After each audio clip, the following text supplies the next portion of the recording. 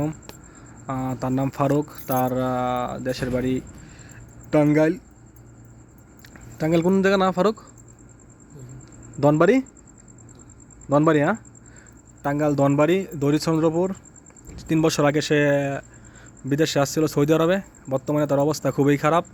কোম্পানিতে, যে কোম্পানিতে আসছিল ওই কোম্পানি বন্ধ হয়ে গেছে গা। তার কফিলে তারে আঁকামাটাকা কোনো কিছু বানাইতেছে না। বর্তমান তার খুব খারাপ দিনকাল চলতেছে। জীবনযাপন খুব কষ্টে পার করতেছে সে।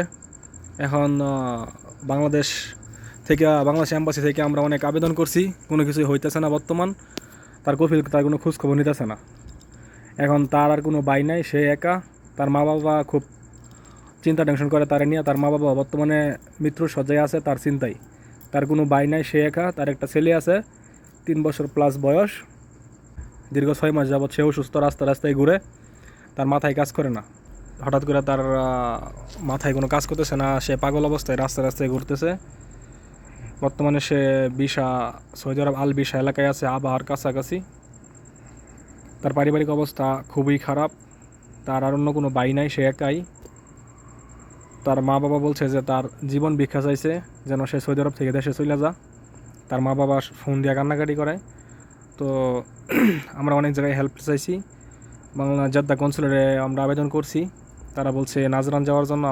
নাজরান আমাদের যাওয়া এই মুহূর্তে সম্ভব না, বা ওইখানে কিছু হইতেছে না।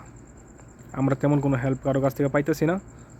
তো এখন এই ছেলেটিকে দেশে পাঠানোর জন্য খুবই তার মা বাবার সবচেয়ে বেশি আকুল আবেদন, যেন ছেলেটি দেশে চলে যায়, যেন ছেলেটিকে দেশে পাঠানো হয়। তার কোম্পানি তার কোনো খোঁজ খবর নিতেছে না। দীর্ঘ 6 মাস যাবৎ সে পাগল অবস্থায় রাস্তায় ঘুরতেছে। কিছুদিন যাবৎ তার শারীরিক অবস্থা খুবই খারাপ। হাত পায়ে ব্যথা এসে গেছে, দেন হাত পা মালিশ করতেছে। খানা দানা সব ছেড়ে দিয়েছে, এই অবস্থায় আছে দীর্ঘ 6 মাস।